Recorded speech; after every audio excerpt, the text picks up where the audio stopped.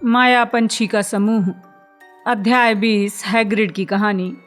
संदूक से अदृश्य चोगा और हॉगवर्ट्स का नक्शा निकाल कर लाने के लिए हैरी लड़कों के कमरों की तरफ भागा। वो इतनी जल्दी लौटा कि हरमाइनी के आने से 5 मिनट पहले ही वो और रॉन चलने के लिए तैयार थे। हरमाइनी लड़कियों के कमरे से जब नीचे आई तो वो स्कार्फ, ग्लव्स और घरेलू जिन्नों के हैट पहने थी जिन्हें उसने खुद बुना था। जब ये देखकर रॉन ने बेसब्री से अपनी जीभ कुटकुटाई तो हरमाइनी ने बचाव के लहजे में कहा, देखो बाहर ठंड है। वो तस्वीर के छेद से चुपचाप निकले। उन्होंने जल्दी से अदृश्य चोगा ओढ़ लिया। रॉन इतना लंबा हो चुका था कि पैर छुपाने के लिए उसे झुककर चलना पड़ता था।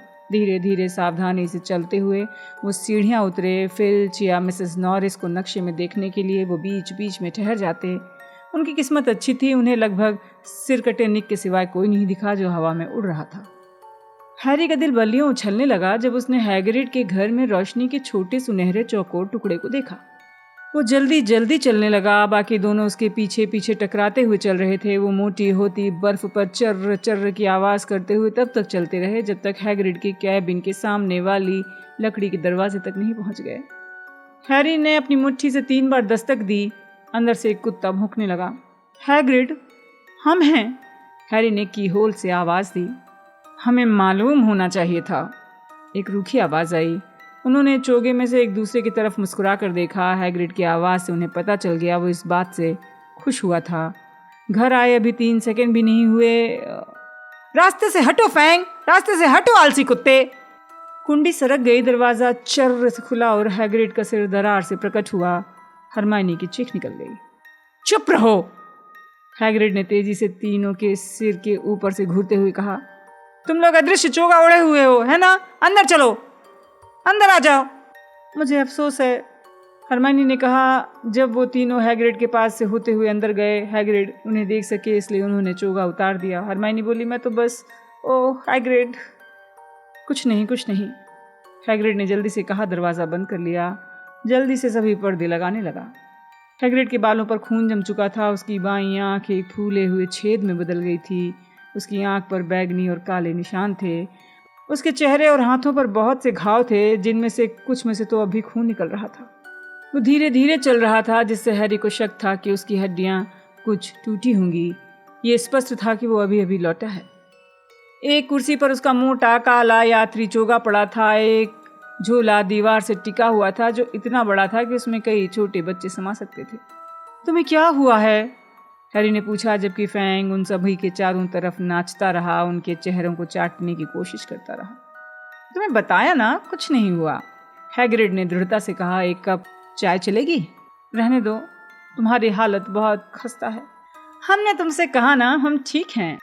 हालांकि वो दर्द से कराह रहा था। कसम से तुम लोगों को दोबारा देखना अच्छा लग रहा है। रॉन बोला, हैग्रिड तुम पर हमला हुआ है? रॉन ने पूछा, अगर हम में से कोई चेहरे के बजाय 1 पाउंड मांस के लोथड़े के साथ लौटे तो क्या तुम यही कहोगे कि कुछ नहीं हुआ है? हरमाइनी ने चिंता से कहा, हैग्रिड तुम्हें जाकर मैडम पॉम्फ्री से मिलना चाहिए। हैग्रिड ने उन्हें चुप कराते हुए कहा, हम इसका इंतजाम कर रहे हैं, सब ठीक है। वो लकड़ी की बड़ी टेबल तक चलकर गया जो उसके कैबिन के बीच में रखी थी। हैग्रिड ने उस पर पड़े तौलिए को हटा दिया। उसके नीचे खून से लथपथ हरे रंग का गोश्त का टुकड़ा था। तुम इसे खाने वाले हो हैग्रिड? ये जहरीला दिख रहा है, रॉन ने करीब से देखने के लिए आगे झुकते हुए कहा।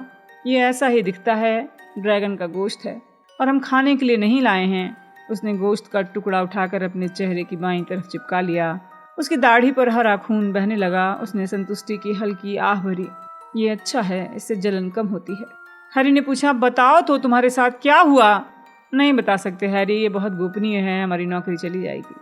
हरमाइनी ने धीरे से पूछा, क्या दानवों ने तुम्हें पीटा हैग्रिड? हैग्रिड की उंगलियां ड्रैगन की गोश्त से फिसल गईं और गोश्त उसके सीने पर पहुंच गया। दानव? दानवों के बारे में तुमसे किसने कहा? कहां से पता चला? तुम्हें किसने बताया कि किसने कहा कि? हरमाइनी ने माफी मांगने वाले स्वर में कहा, हमने अंदाजा लगा लिया। रॉन ने कहा, एक तरह से ये स्पष्ट था। हैरी ने सिर हिलाया। हैग्रिड ने उनकी तरफ गुस्से से घूरा, फिर नाक से तेजी से हवा निकाली, गोश्त के टुकड़े को दोबारा टेबल पर फेंक दिया और केतली के पास पहुंच गया। तुम तीनों जैसे बच्चे मैंने आज तक नहीं देखे जो जरूरत से ज्यादा जानना चाहते हैं और हम तुम्हारी तारीफ नहीं कर रहे हैं। कुछ लोग कहेंगे फटे में टांग डालने वाले, दखल देने वाले। लेकिन उसकी दाढ़ी हिलने लगी। तो तुम दानवों की तलाश में गए थे। हैग्रिड ने उन सभी के सामने चाय रख दी, बैठ गया। उसने गुर्राते हुए कहा, हाँ हम गए थे। हरमाइनी ने धीरे से कहा, और वो तुम्हें मिल गए? देखो, सच कहा जाए तो उन्हें खोजना ज्यादा मुश्किल नहीं होता, वो काफी बड़े होते हैं। रॉन ने पूछा, वो कहाँ रहते हैं? पहाड़ों पर। तुम मगलू उन्हें क्यों नहीं देख पाते? वो देख लेते हैं, बस उनकी मौतें हमेशा पर्वतारोहण की दुर्घटनाएं मानी जाती हैं, हैग्रिड ने स्याह अंदाज में कहा। उसने अपने स्टिक को थोड़ा सरकाया ताकि वो उसकी सबसे बुरी चोट पर पहुंच जाए। छोड़ो भी हैग्रिड, तुम बताओ क्या करने गए थे? हमें बताओ, दानवों ने तुम पर क्यों हमला किया? हैरी तुम्हें बताएगा कि उस पर दंपिशाचों ने कैसे हमला किया था। हैग्रिड का घूंट उसके गले में अटक गया और उसी समय उसके हाथ से गोश्त का टुकड़ा गिर गया। हैग्रिड गुर्राया, तुम्हारा क्या मतलब है? दंपिशाचों ने हमला किया? हरमाइनी आंखें फाड़कर देखने लगी। क्या तुम्हें पता नहीं है? हमें कुछ पता नहीं। हमारे जाने के बाद यहाँ क्या क्या हुआ। हम नहीं चाहते थे कि उल्लू हमारे पीछे आए। बेहुदा दंपिशाच। तुम मजाक कर रहे हो? नहीं, मैं सच कह रहा हूँ। वो लिटिल विंगिंग में आए थे, उन्होंने मेरे कजिन और मुझ पर हमला कर दिया था। इसके बाद जादू मंत्रालय ने मुझे स्कूल से निकाल दिया। क्या? और मुझे सुनवाई में जाना पड़ा। लेकिन पहले तुम दानवों के बारे में बताओ। तुम्हें स्कूल से निकाल दिया गया था? हमें अपनी गर्मियों के हाल चाल बताओ, फिर मैं तुम्हें अपनी गर्मियों के हाल चाल बताऊंगा। ओह ठीक है, हैग्रिड ने हार मानती आवाज में कहा। वो झुका और उसने ड्रैगन के गोश्त का टुकड़ा फैंग के मुंह से निकाल लिया। ओह हैग्रिड, नहीं, ये सेहत के लिए अच्छा नहीं है। हरमाइनी ने कहना शुरू किया, लेकिन तब तक हैग्रिड उस गोश्त को अपनी सूजी हुई आंख पर रख चुका था। चाय का घूंट खत्म होने के बाद वो बोला, अच्छा, हम सत्र खत्म होने के ठीक बाद चल पड़े थे। हरमाइनी ने बीच में पूछा, मैडम मैक्सिम भी तुम्हारे साथ गई थी? हाँ सही है, हम दोनों ही गए थे। और हम बता दें, मैडम मैक्सिम यानी ओलंपे मुश्किलों से घबराती नहीं है। देखो, वो सुसंस्कृत और विदुषी हैं। हमें मालूम था हम कहाँ जा रहे हैं, इसलिए हम सोच रहे थे कि उसे पहाड़ों पर चढ़ना कैसा लगेगा, वो गुफाओं में कैसे सोएगी। लेकिन उसने एक भी बार शिकायत नहीं की। तुम जानते थे कि तुम कहाँ जा रहे हो? तुम जानते थे दानव कहाँ रहते थे? हैरी ने दोहराया। देखो, डंबलडोर जानते थे, उन्होंने हमें बता दिया था। रॉन ने पूछा, क्या उनके छिपने की जगह गोपनीय है? दरअसल नहीं। सच तो ये है कि ज्यादातर जादूगरों को इस बात की परवाह ही नहीं रहती कि वो कहाँ हैं। उन्हें तो बस परवाह रहती है कि वो उनसे काफी दूर रहें। लेकिन वो जहाँ रहते हैं वहाँ पहुँचना मुश्किल होता है, कम से कम इंसानों के लिए। इसलिए हमें डंबलडोर के निर्देशों की जरूरत थी। वहाँ पहुँचने में 1 महीना लग गया। 1 महीना? रॉन ने पूछा, जैसे उसने आज तक इतनी लंबी यात्रा के बारे में सुना ही ना हो। तुमने आवागमन कुंजी का सहारा क्यों नहीं लिया? रॉन को देखते समय हैग्रिड की बची हुई आंख में एक अजीब सा भाव आ गया। ये करुणा जैसा भाव था। उसने रूखेपन से कहा, हम पर नजर रखी जा रही थी रॉन। तुम नहीं समझते हो, मंत्रालय डंबलडोर और उनके साथ रहने वालों पर नजर रख रहा है। हमें मालूम है, हम जानते हैं कि मंत्रालय डंबलडोर पर नजर रख रहा है, हैरी ने तत्काल कहा। रॉन ने दहशत में पूछा, तो पूरे रास्ते तुम्हें मगलुओं की तरह रहना पड़ा? पूरे रास्ते तो नहीं, हमें बस सावधान रहना था, क्योंकि ओलंपे और मैं दोनों ही थोड़े अलग दिखते थे। तो हमारा पीछा करना मुश्किल नहीं था। हम नाटक कर रहे थे कि हम साथ साथ छुट्टियां मनाने जा रहे हैं। हम फ्रांस पहुंच गए। हमने ऐसा जताया कि हम ओलंपे के स्कूल की तरफ जा रहे हैं, क्योंकि हम जानते थे मंत्रालय का एक व्यक्ति हमारा पीछा कर रहा है। हमें धीमे चलना पड़ रहा था। दरअसल हमें जादू करने की मनाही थी और हम जानते थे कि मंत्रालय हमें दबोचने का बहाना ढूंढ रहा है। लेकिन हम पीछा करने वाले को चकमा देने में कामयाब हो गए। डी जॉन के पास। ओह, डाई जॉन? हरमाइनी ने रोमांचित होकर पूछा। मैं छुट्टियों में वहां गई थी। रॉन के चेहरे का भाव देखकर वो चुप हो गई। उसके बाद हमने थोड़े जादू का इस्तेमाल किया और यात्रा बुरी नहीं थी। पोलैंड की सीमा पर हमें 2 पागल दैत्य मिल गए और मिन्स्क के एक शराब खाने में एक खूनी पिशाच से थोड़ा मतभेद हो गया। लेकिन उसके अलावा हमारी यात्रा अच्छी थी। और फिर हम उस जगह पर पहुंच गए और उनका पता ठिकाना खोजते हुए पहाड़ों में चढ़ने लगे। हमें उनके पास पहुंचने पर जादू छोड़ना पड़ा। इसका कारण ये था कि वो जादूगरों को पसंद नहीं करते और हम उनके पास से खाली हाथ नहीं लौटना चाहते थे।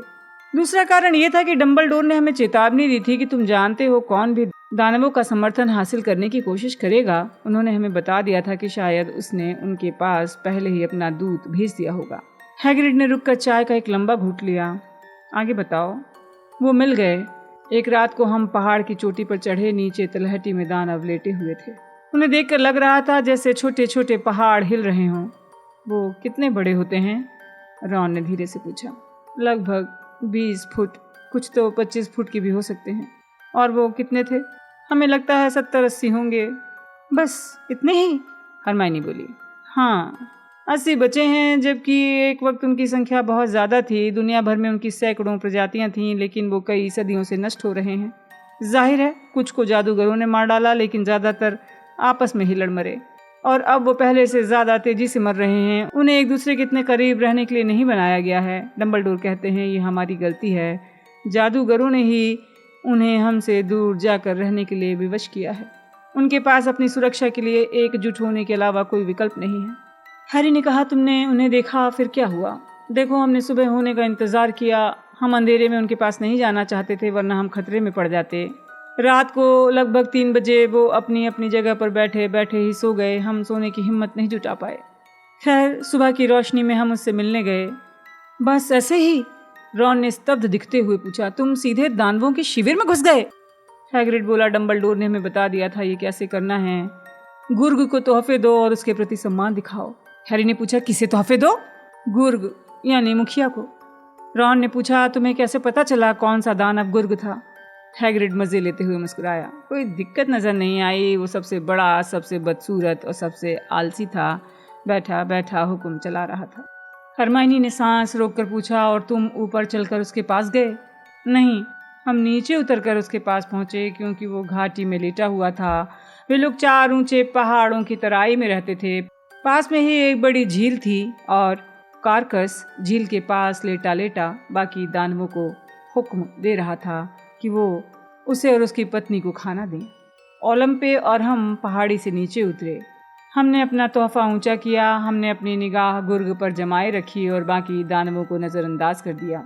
हम सीधे कारकस के पैरों के पास पहुंच गए। हमने सिर झुकाया, अपना तोहफा उसके सामने रख दिया। दानवों को क्या दिया जा सकता है? खाना? रॉन ने उत्सुकता से पूछा। नहीं, खाना वो खुद खोज सकते हैं। दानवों को जादू पसंद होता है, बस उन्हें ये अच्छा नहीं लगता कि हम उसका इस्तेमाल उनके खिलाफ करें। चाहे जो हो, पहले दिन हमने उसे अमर ज्वाला की टहनी दी। किसकी टहनी? हैरी और रॉन ने हैरानी से त्योरियां चढ़ा ली। अमर ज्वाला, हरमाइनी ने चिढ़ते हुए कहा। तुम लोगों को अब तक ही पता होना चाहिए था। प्रोफेसर फ्लेटविक ने क्लास में कम से कम 2 बार जिक्र किया है। खैर जो हो, हैग्रिड ने जल्दी से कहा। रॉन को जवाब देने से रोक दिया। डंबलडोर ने इस शाखा पर जादू कर दिया था ताकि वह हमेशा जलती रहे, जो ज़्यादातर जादूगर नहीं कर सकते। हमने इसे कारकस के कदमों के पास रखा, बर्फ पर रखकर कहा, दानवों के गुर्ग के लिए एल्बस डंबलडोर का तोहफा।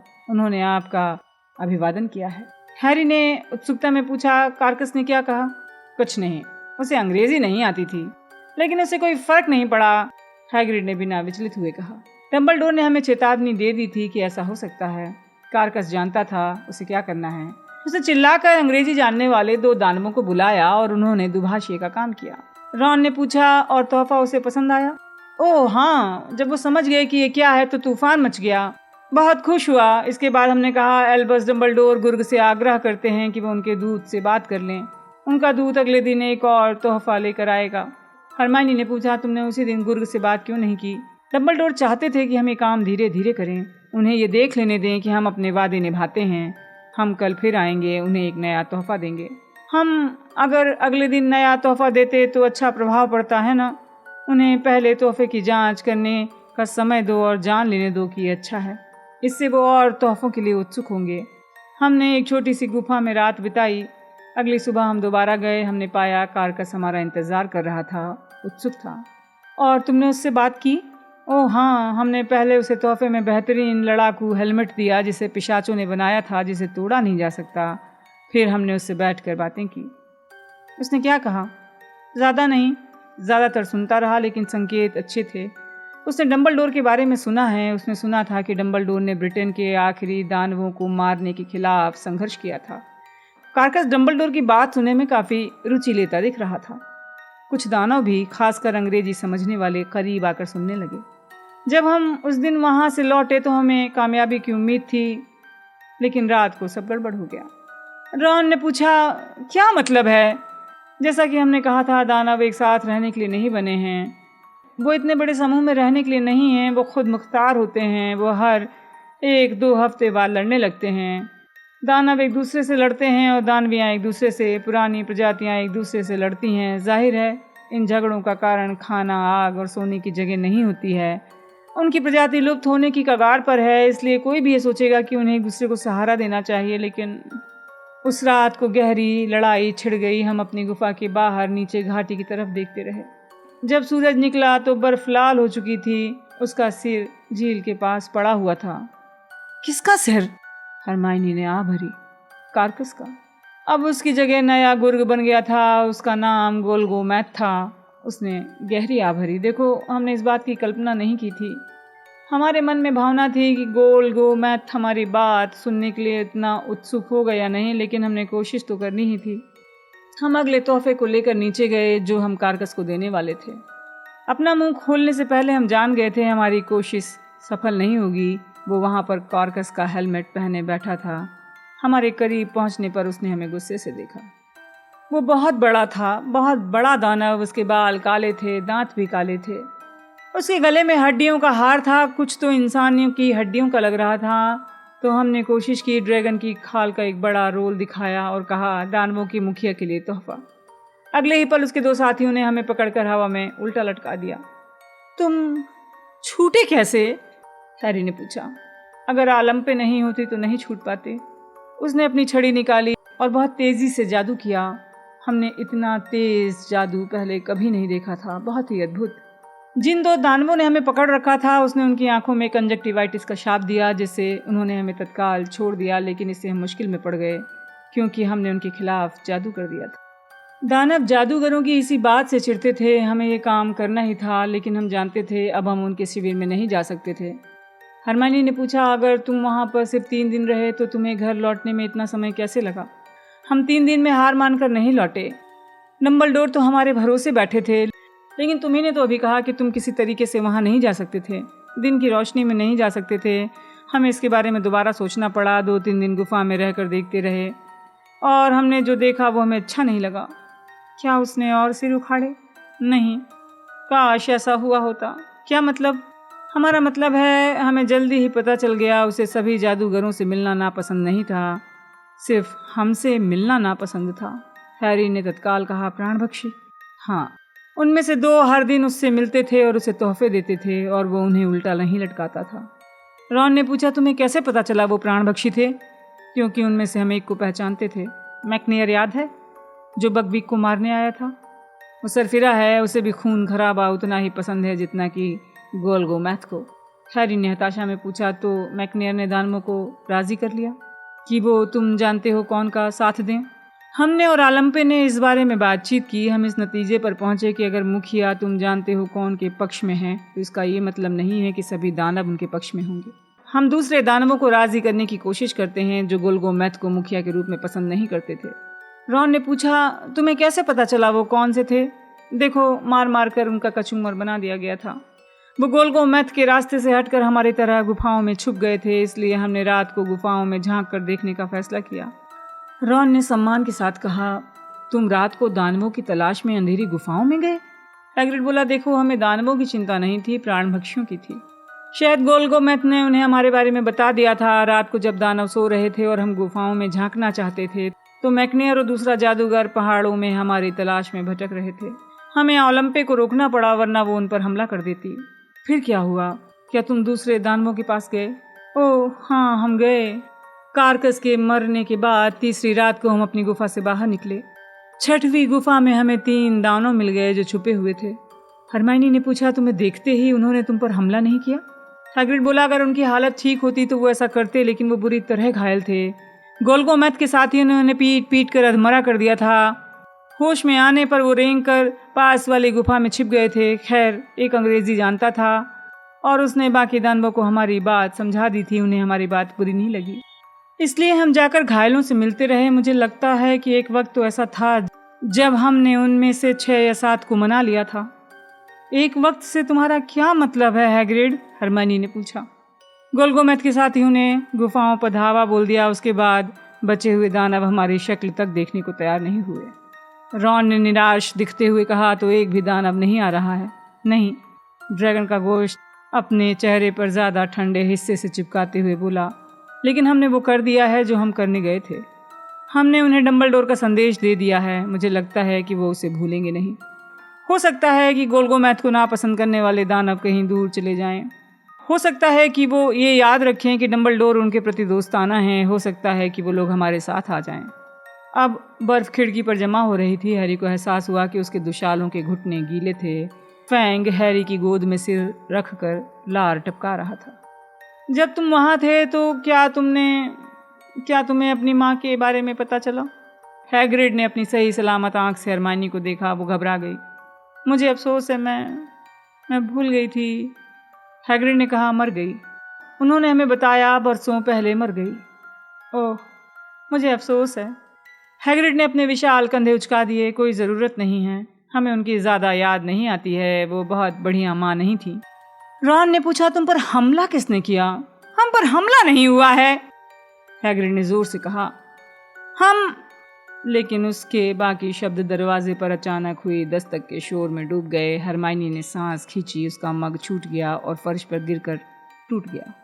चारों दरवाजे के पास वाली खिड़की को घूरने लगे। कोई नाटी और मोटी छाया पतले पर्दे के पार लहरा रही थी। वही है, रॉन फुसफुसा कर बोला। जल्दी से इसके नीचे आ जाओ, हैरी ने कहा। उसने अदृश्य चोगा उठाया, उसे अपने और हरमाइनी के ऊपर डाल दिया, जबकि रॉन टेबल के पार से घूमता हुआ चोगे के नीचे घुस गया। तीनों एक कोने में चले गए। फैंग दरवाजे पर बुरी तरह भूंक रहा था। हैग्रिड बहुत दुविधा में था। हैग्रिड, हमारे मग छिपा देना। हैग्रिड ने हैरी और रॉन के मग उठाकर फैंग की बास्केट में कुशन के नीचे रख दिए। फैंग दरवाजे पर कूद रहा था। प्रोफेसर अम्ब्रिज अपने हरे ऊनी चोगे और उसी रंग के हैट में दरवाजे के बाहर खड़ी थी। वो मुश्किल से उसकी नाभि तक पहुंच रही थी। तो तुम ही हैग्रिड हो, है ना? जवाब का इंतजार किए बिना वो कमरे में आ गईं और उनकी बाहर निकलती आंखें हर दिशा में घूम रही थीं। दूर हटो, उन्होंने फैंग की तरफ अपना हैंड बैग लहराते हुए कहा। देखिए, हम अशिष्टता नहीं करना चाहते, लेकिन आप आखिर हैं कौन? मेरा नाम डोलोरेस अम्ब्रिज है। डोलोरेस अम्ब्रिज? हमारे ख्याल से आप मंत्रालय में थीं। आप मंत्रालय में फज के साथ काम करती थी। मैं मंत्री जी की सीनियर अंडर सेक्रेटरी थी। अब मैं गुप्त कलाओं से रक्षा विषय की टीचर हूँ। आप बहुत बहादुर हैं। उस काम को करने की इच्छा बहुत कम लोगों की होगी, हैग्रिड ने कहा। और हॉगवर्ट्स की सर्वोच्च प्रशासक भी, अम्ब्रिज ने कहा, और इस बात का कोई संकेत नहीं दिया कि उन्होंने हैग्रिड की बात सुनी थी। वो क्या है? हैग्रिड ने त्योरियां चढ़ाकर पूछा। यही मैं पूछने जा रही थी, अम्ब्रिज ने कहा और फर्श पर चीनी मिट्टी के टुकड़ों की तरफ इशारा किया। ओह, वो तो फैंग ने किया है। इसने मग तोड़ दिया है, इसलिए हमें उसके बजाय इसका इस्तेमाल करना पड़ा। हैग्रिड ने उस मग की तरफ इशारा किया जिसमें वो पी रहा था। उन्होंने धीरे से कहा, मुझे कुछ आवाज़ें सुनाई दी थीं। हैग्रिड ने दृढ़ता से जवाब दिया, हम फैंग से बातें कर रहे थे और वो तुमसे बातें करता है? हाँ, एक तरह से। हम कई बार कहते हैं फैंग इंसान जैसा ही है। अम्ब्रिज ने रेशमी अंदाज में कहा, महल से तुम्हारे कैबिन तक 3 लोगों के पैरों के निशान आए हैं। देखिए, हम अभी अभी लौटे हैं।